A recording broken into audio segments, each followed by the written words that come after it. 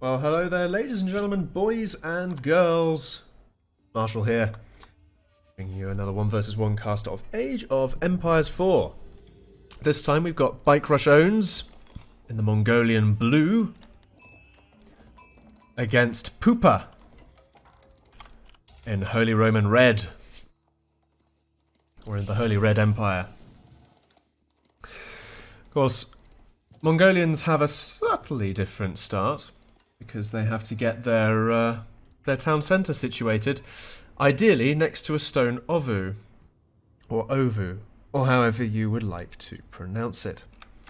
This, of course, gives your adjacency bonuses to the buildings around it, and then naturally you will be wanting to get some wood straight off the bat rather than gold, perhaps, if you want to do a lot of raiding with the Mongolians, because you'll need that wood to get up your early stables, if that is what you're going to go for.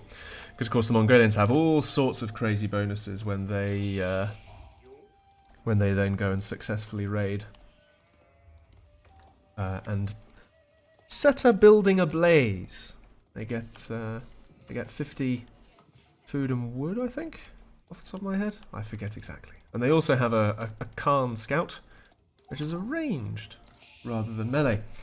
But back over to the Holy Roman start here. We've got 6 on food, 2 onto gold, and we've got a prelate been built out straight away rather than waiting until the feudal age. Pupa has decided to go straight with the prelate, which costs a good amount of gold there. 100, I think? Yeah, 100 gold, but he can inspire nearby villagers to work faster, which is great, especially if you then want to go and do it over to the gold miners. Of course, to get up to age 2, you need 200 gold and 400 food. So the prelate will probably just sit around with the fooders for a little bit and then swap between the food and the gold just to speed them up a little bit to then catch up into the feudal age. And we can see there we're getting a couple of woodificators there. And it means that because he can work these villagers faster, he doesn't have to build as many of them.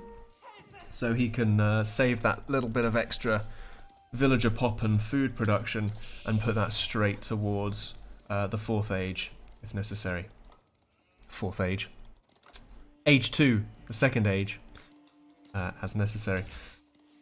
And one of the age 2 buildings for the Holy Roman Empire is the Aachen Chapel or something like that, Aachen something or other, which basically inspires all villagers in an area around it, which is very powerful if you situate it between a couple of wood lines and farms and everything, and then it'll be all really hunky-dory. We've got 3 vills here waiting for that.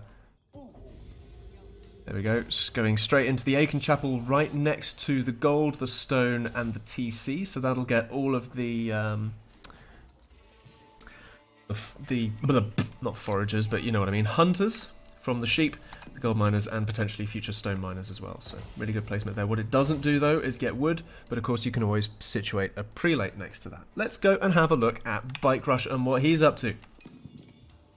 7 food, 3 wood, 6 gold. Getting loads of vills rather than rushing straight into age 2 here. Mongolians, I've found, tend to have slightly slower starts if they want to just start steamrolling with the early cavalry, but it might not necessarily always work that way. Now, taking a moment to go away from the players, let's have a talk about the map. This is Age of Empires 4's Black Forest. You'll notice that each player has a pond in the back with some fish. We've got a dock going up here from Bike Rush. Not one from the Holy Roman player Pupa yet, but we've got one from Bike Rush, and you know, it's an extra source of food.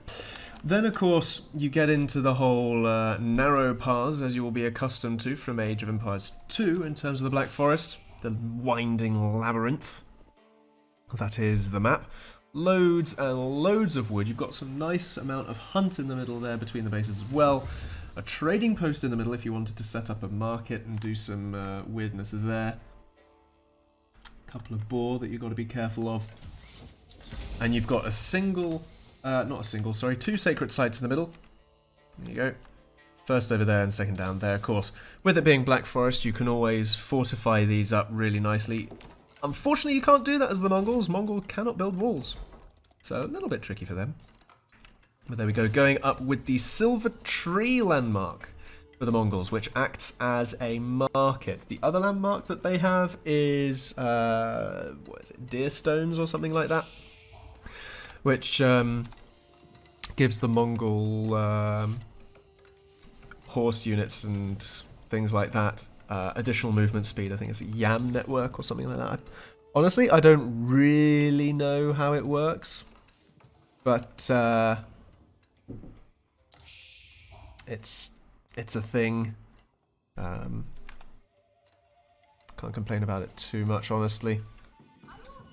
But I think certainly in this instance the market is possibly better. It means that they don't have to build a market in order to trade resources.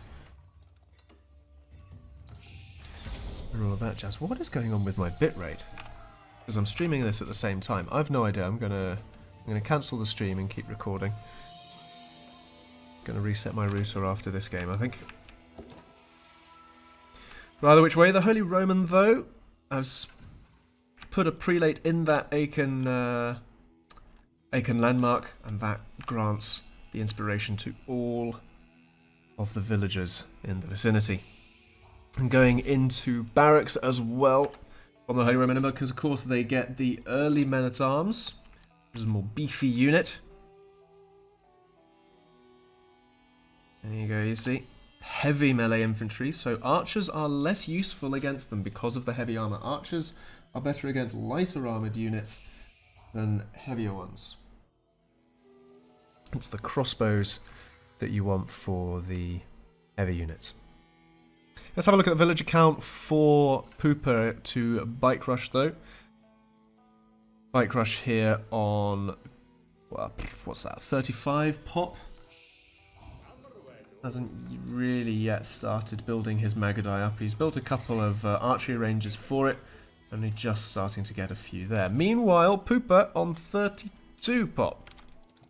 Slight disparity there, but Pooper has elected to have more on food and less on gold. Or rather, shall we say, potentially less. I don't know, but he's got fewer vills at the moment, so we'll just have to wait and see. Honestly, if he wants to get men-at-arms in a good amount, he's going to want more vills on gold. But then again, he has the prelates, and that splits the difference, shall we say. Spearmen coming out from the Holy Romans, though, which is going to do well against the anticipated Mongol cavalry. And there you saw the Khan using his ability. Every age, the Khan gets a new ability. You've got Maneuver Arrow, fire a signal arrow that increases movement speed of nearby units, increases the reload speed, and then in the Castle Age, he can grant additional armor. But now he's just going to go around and have a look at a scout. The Holy Romans, though, built a couple of outposts, anticipating cavalry raids. Unfortunately, Black Forest is quite a tricky map for the Mongols from what I can tell so far, really, because it's so defensive for everyone else, and the Mongols kind of rely on being able to get around defenses in the early game. And they can't really do that. Especially not when the Holy Romans start bringing out the spears. Spears and horsemen in the defensive. It's not ideal. As long as I'm going around, just again having a bit more of a scout. Let's have a look at what Bike Rush can actually see here. So he's able to see the landmark there. He's seen the archery range and a stable and a barracks. So as far as what Pooper is building, he can only infer based on what he sees of the actual units rather than the buildings per se. But here we go. Reload speed again, trying to pick off those vills, but Pooper reacting very swiftly, bringing those villagers away from the gold, away from the Magadai, back to safety. Good job there from him. As far as Pooper is concerned, though, he is got a lot of gold, which he could potentially put up a market and trade away for some wood or stone, or even some more food, depending on how much he wants to go into the military at this point. Against Magadai, archers are in theory quite strong, because they're only light units. Remember what I said about archers being good against light units. Not too good for them, and you just need a good number of archers and possibly some outpost creep back to the choke points to keep the Mongols at bay here. Because otherwise, Bite Crush is just going to keep the pressure building. You can see from the resources, Bite Crush is floating floating fewer resources because it's just constantly going straight into military, from what I can tell. Just constantly building those Megadite, possibly doing some research at the same time. But this constant harassing of the villagers is just holding Pooper back so much. He's so lucky he's got this ancient temple. To any other civ, this would be a massive, massive pain for them. But the Achen temple there kind of helps soften that blow a little bit. And losing this many villagers ain't great either. Yeah. If you hear bangs in the background, by the way, that's the cat. I've been visited by the cat again. But yeah, in the meantime, though, we've just got Magadai queued up and a number of research points going in as well. So we've already got the projectile, the arrow attack and the arrow defense researched. That's really going to help out the Magadai. They're just constantly on the production queue. Not in any rush to get to the castle age. Of course, if he wanted to, there's the option.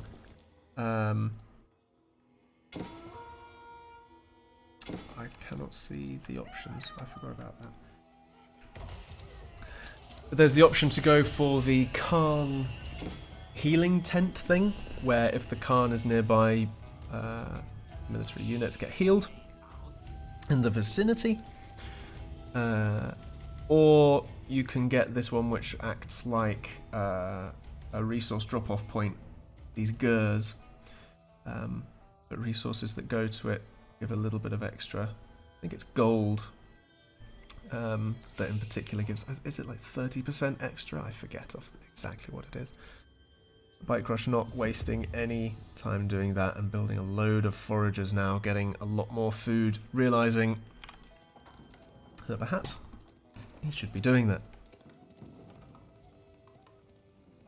Going out for gold though, potentially going and building some stuff in the middle.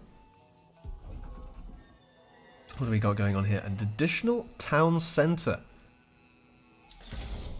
Very aggressive play from the Mongols here. We've got a second town centre going up from the Holy Romans as well in this bottom little corner. And we've got the Belgrave Palace going up from them as well, which acts as a barracks and can produce infantry 5 at a time. So the moment that that goes up, the Holy Romans can really start fighting back in terms of getting the spearmen. But they're going to need something that can deal with the range and the mobility of these Megadai. They really need to be building a lot more archers for this, because otherwise Pooper is in great danger of succumbing to a critical mass of Magadai as Bite Crush just continues to stock them up. And it's such a nuisance. More outposts around the outside of the base would probably do wonders for him at this particular juncture. And because he's so pushed into his base, Pooper has no option but to go for the resource bonuses here, rather than the herding, going straight for the wheelbarrow tech. So he just can't get any further out. He's got no option to go for the hunting or anything else in the middle, which the Mongol player now, Bite Crush, is going for. Getting loads and loads of food out there. Potentially looking for the next age as well. There we go.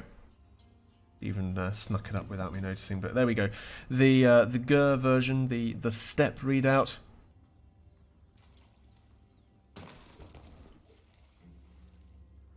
Acts as a GR. Gold dropped off is increased by 50%, so I underestimated it with 30. I can't really see a way for the for Pooper to come back here. He's just lost so much time. And 34 pop to 89. That is a huge Vil count disparity. Huge Vil count disparity, and I don't think even the Achen Temple can really help this here. Just needs extra range on his archers, really. That's just such a big problem for him.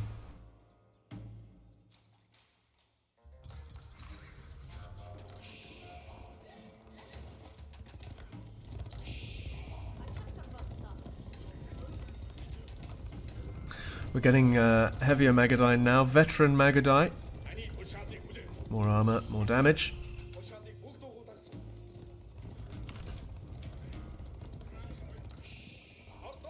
Don't in necessarily just at this moment. I keep wanting to zoom out, you know, from PA stuff. But now for the Mongols as well, building outposts, just further blocking in the Holy Roman player, Pooper. Is that all she wrote?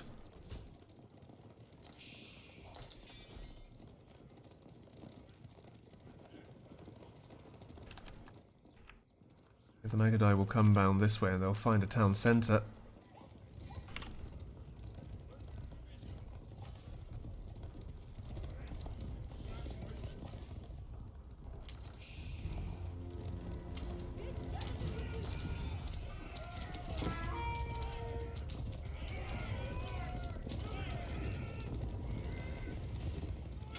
Building loads of outposts around that gold just to secure it.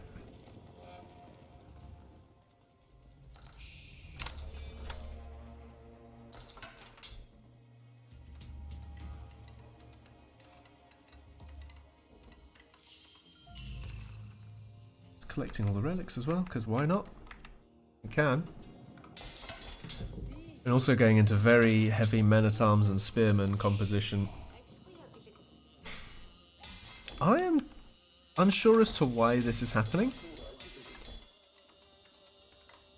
From a Mongol player, I suppose the men-at-arms will be necessary to get into this base here, but because he's gone so heavy on cavalry, perhaps he's anticipating that he'll be able to use the men-at-arms to get rid of any defensive spearmen.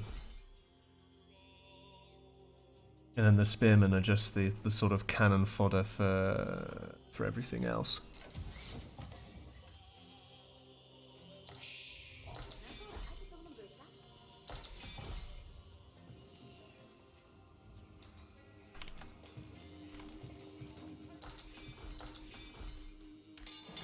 It's definitely an interesting change. I haven't seen it done before. But this many barracks. All he needs now is the age, the 4th age landmark, which acts like an ovu. He gives the bonuses and produces stone without having to be built on stone. And then just build those barracks all around that. That would be lethal. But Pooper really has very few options here.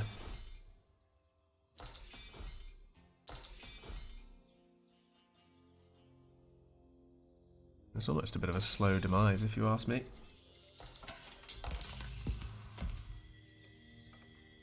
Every single relic is now in control of Bike Rush. Going to be getting loads of gold from that. 3 relics.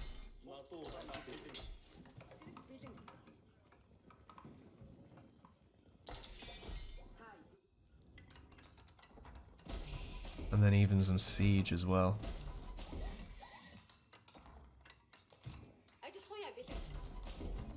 Just needs to find a way of actually pushing in, and I think the siege will enable him to do that.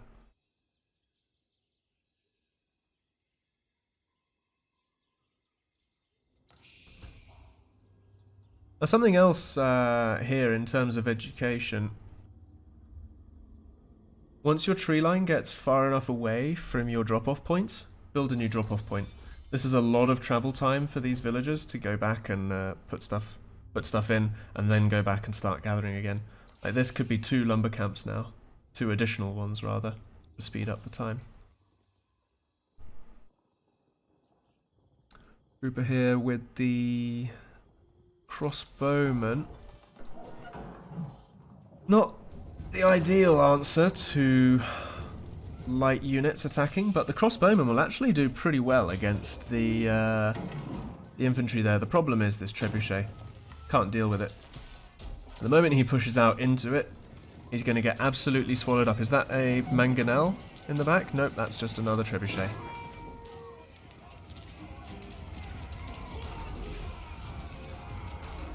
There we go. Reload speed again, fire rate. For the Magadai as they charge. Back into that TC. All of those men-at-arms just on the front lines throwing torches into it. It does not stand a chance there.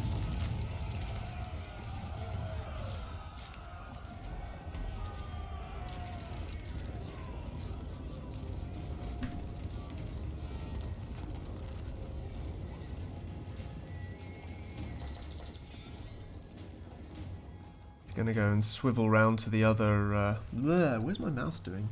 Swivel round to the other approach. I'm not used to using my mouse to navigate, but it's being a bit temperamental at the moment because it's going onto my second screen even though I'm on full screen. Yeah, I'm used to just zooming out and zooming straight back in, so I do apologise for the dodgy camera work.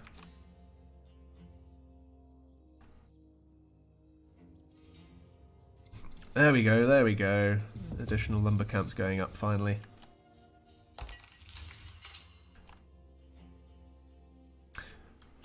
One answer for the Holy Roman Emperor is to go for some siege of his own. Going into some mangonels with their area damage against units because of the massive choke points. They don't do friendly fire from what I can understand like they do in Age of Empires 2, so they could be pretty good. The only thing they'd have to worry about is the trebuchets targeting them down. So that is most definitely a thing. And Bike Rush now reached 200 units. Pooper still remains on 82. I don't see a way for him to come back here. I'm just going to speed up the game a little bit.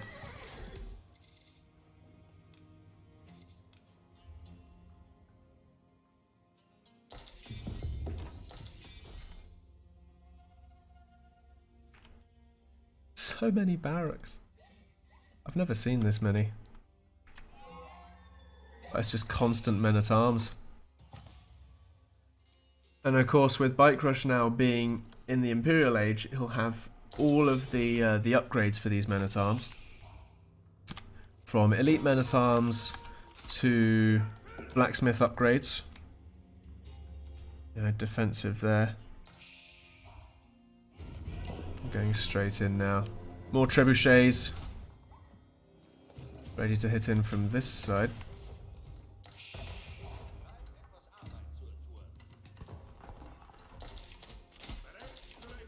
Interesting place for a town centre, right on the front again. Knowing that your opponent is fielding trebuchets, building a town centre on the front lines is potentially not the best of ideas. Then again, where else would he build it? Possibly in this little alcove here. He's still got his berries that he hasn't harvested there. But he's gone up to the New Age. And now in come the Mongols. Again with the Magadai. Being an absolute nuisance. Vils running into that TC. Now while the town is in disarray.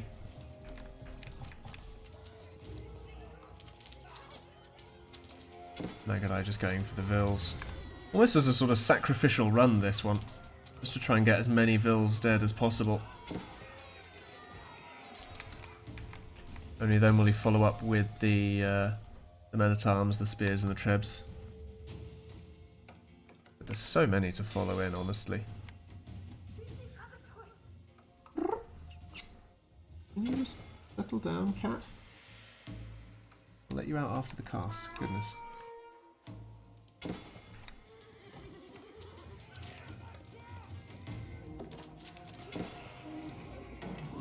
Megadai now chased down into oblivion, and in come the infantry. Burning the buildings down. The moment they kill off this army, it's all over. I mean, it's been over for a while, but it's at that point people will realise it's very much over. There's some trebs coming in as well, taking pot shots at the landmark. Something else that Bite Crush could have done, of course, is go and camp out some priests on the sacred sites. Sacred Site victory is only 10 minutes of cooldown, don't forget. And there's the GG. From Pooper. Well played. From Bite Crush, keeping his opponent at bay as the Mongols, and then switching things up later on. It's very difficult to know what to do in that situation when you are just so backed into a corner. But folks, thank you very much for watching. I know it wasn't the most action-packed of games, but please, as always, let me know any feedback. Drop a like if you liked it, and any comments. The engagement really helps me out. With all of that being said, once again, thank you very much for watching, and I've been Marshall. Until next time, have a good one.